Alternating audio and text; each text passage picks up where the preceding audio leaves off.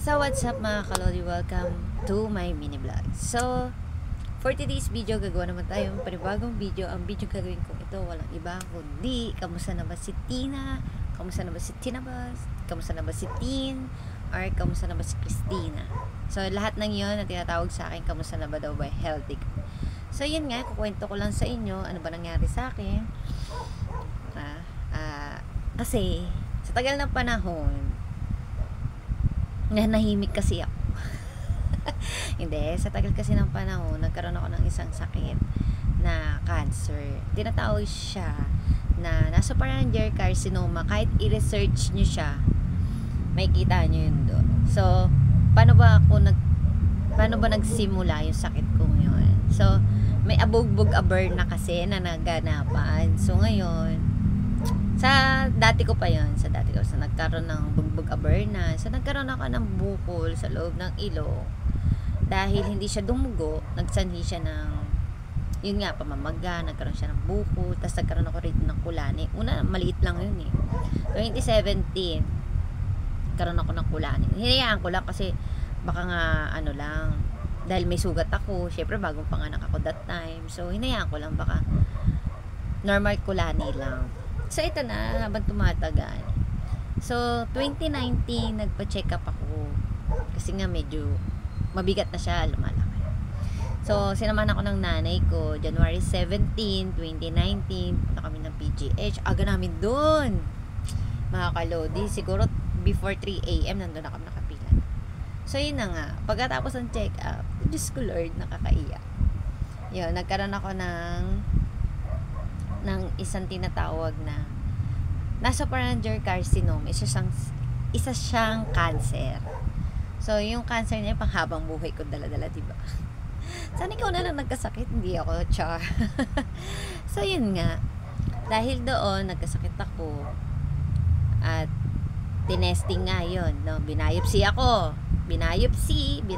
to. So lumabas nga sa resulta, na diagnose nga ako na yun, ang tinatawag na nasopharyngeal carcinoma, isa siyang cancer. Ngayon pinaliwanag sa akin ng mga doktor na need kong mag-chemotherapy at radiation. So tinapat nila sa akin na dahil ang timbang ko is 36, tapos ang baba ng immune system ko, hindi kaya ng resistensya ko. So tinapat nila na hindi kakayanin ng katawan ko at baka bumigay at baka isang buwan lang matsugi na ako. So hindi ko siya tinuloy, iniyak-iyak ko siya, no. Na-stress ako doon, stress malala. Kasi ikaw ba naman, 'di ba? Na nagkaroon ka ng ganong sakit, 'di ba? Na hindi mo naman kagustuhan na magkasakit, no? Sana ikaw na lang talaga nagkasakit. Oh my God. So yun nga, dahil hindi ko siya tinuloy at hindi ako nagpa-chemotherapy, so hinayaan ko lang kasi walang gamot ibang gamot kundi chemotherapy lang daw, tsaka radiation. So ang dami, lahat na bawal, lahat ng pagkain bawal sa akin, no, kundi kailangan kainin ko is yung mga brown rice, tapos yung mga walang lasa. So ngayon nangyari dahil 6 years ago, eto na siya, no. Dati dito lang siya sa balikat. Ngayon, packet na siya. Papunta na siya doon sa pinakabungo ko, no. Kasi ulo ko na to, syempre bungo na yun, diba? So, lumalaki na yung bukol ko.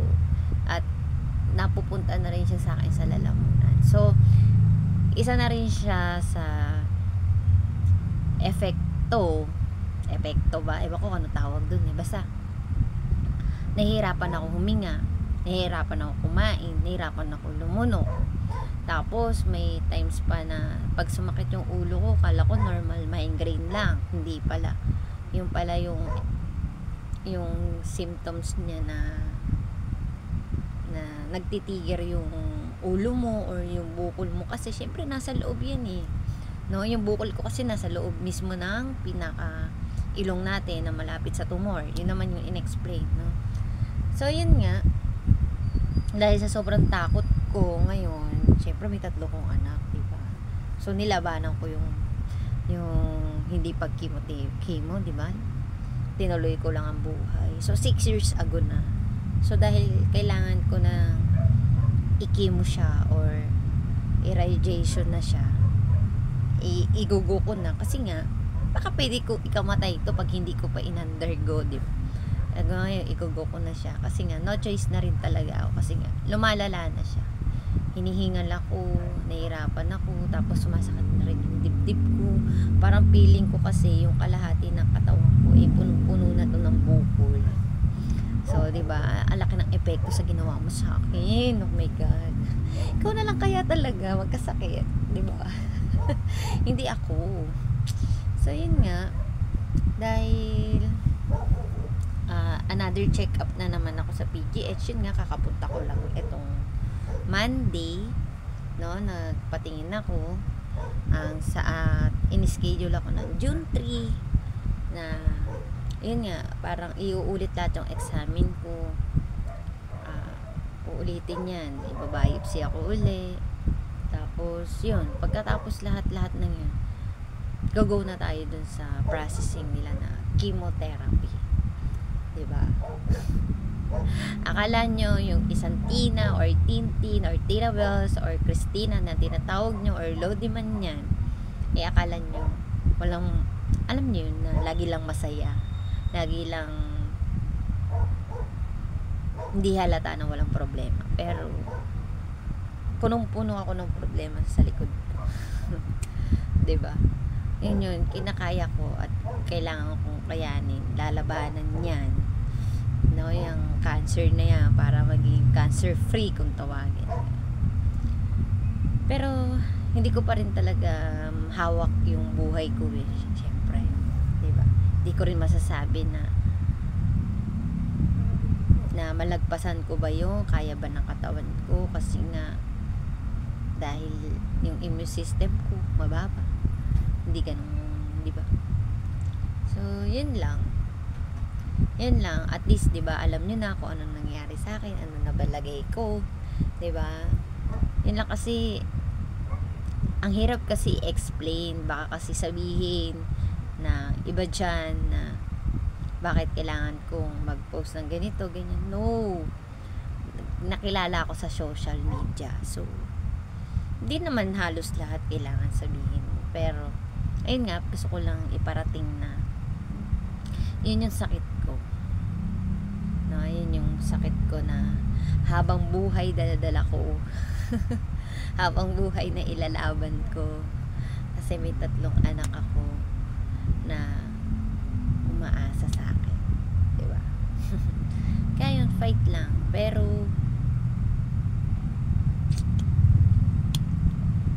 hindi ko talaga masasabi kung